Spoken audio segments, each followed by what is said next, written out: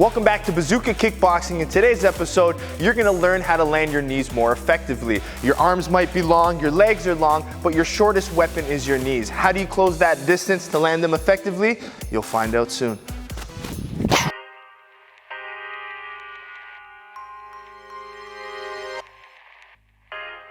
In order to land your knees more effectively, the first thing you have to look at is the technique of your knee.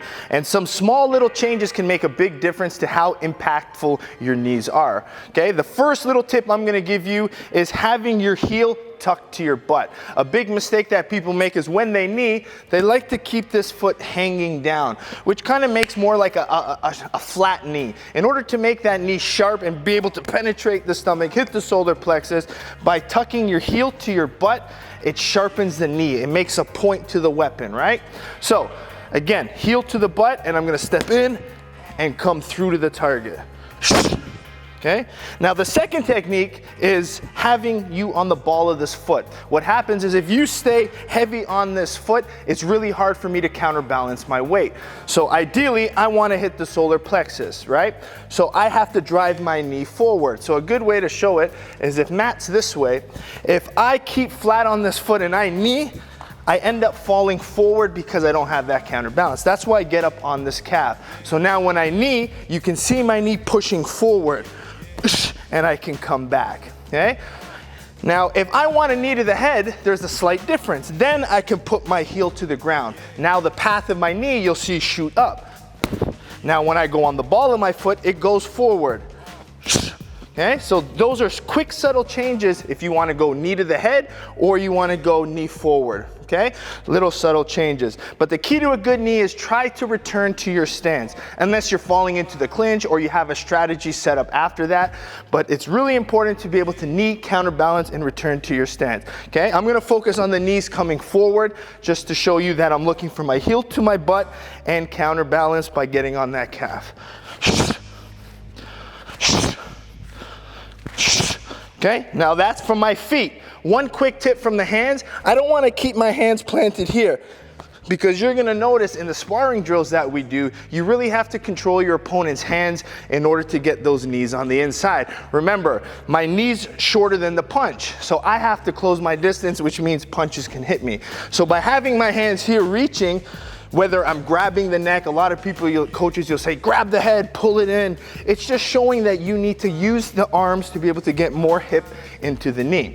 But also this hand here, that long guard style, you're able to block the punches and walk in. So I could walk in and throw my knees at the same time.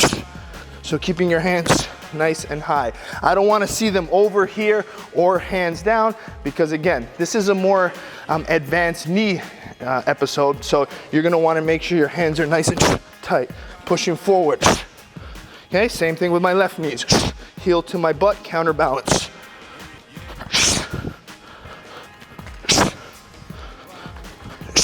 Okay, now let's get to some sparring drills.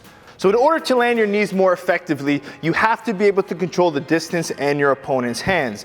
Ideally, as I walk in, Matt's gonna punch, right? So boom, it's gonna keep me at distance, which is gonna be hard for me to knee.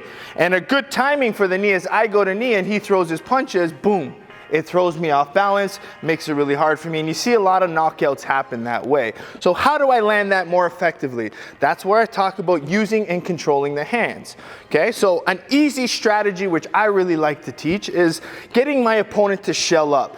In this position here, Matt's stuck here. So this way here, I can come in and I could knee controlling his hands. He can't punch me if I'm in control of his hands. Even if he tries to open up, it's hard for him. I have control, which again, Muay Thai fighters like because they can throw their elbows off of it and it works well with the knees. Okay, so getting them to shell. How could I get my opponent to shell, right? Good thing you asked. It's with power, good combinations, kicks, anything. So what I might do is even if I'm playing here and I throw a hard kick off of Matt's arms, boom, now he's shelled. Now I'm able to enter and attack with my knees, okay? He can't punch me when he's shelled. I can come in with heavy punches. So even if Matt's being a little bit more unorthodox and I come here, boom, right? I had control of the hands. I used a hard combination to get him to shell, control the hands, and I knee. Okay, that's another simple way.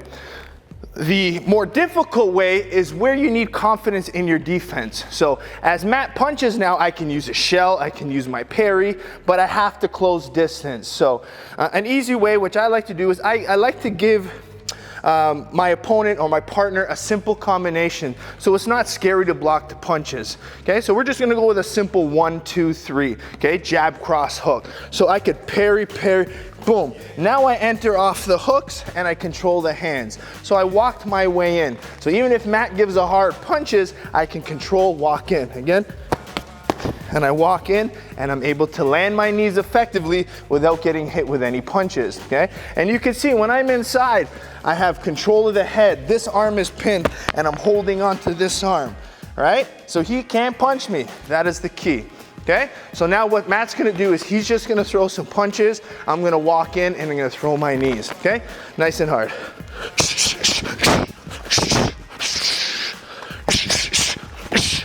You see me mixing knees as well.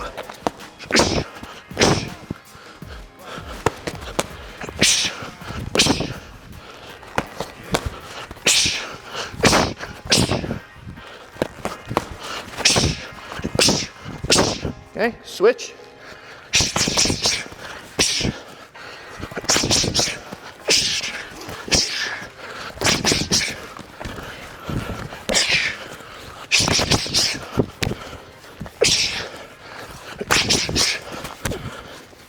Good. Now, after you're comfortable blocking those punches, you can get your partner.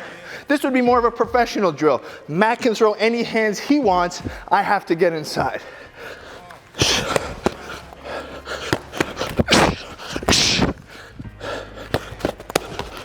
Finding different, I like to enter on the hook. You see, I catch the hook and I can play.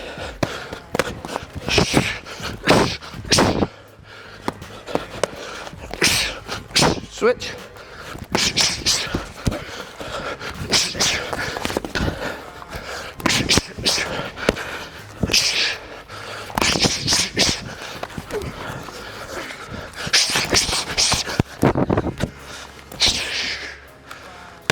So now, the final step to this drill, you have to be able to mix getting my opponent to shell mixed with catching punches and entering. So put the two together, okay? So if Matt punches, I defend. If he's waiting, I might get him to shell and then I attack. So I'm using my offense to get him to shell, okay? We're just gonna flow with it.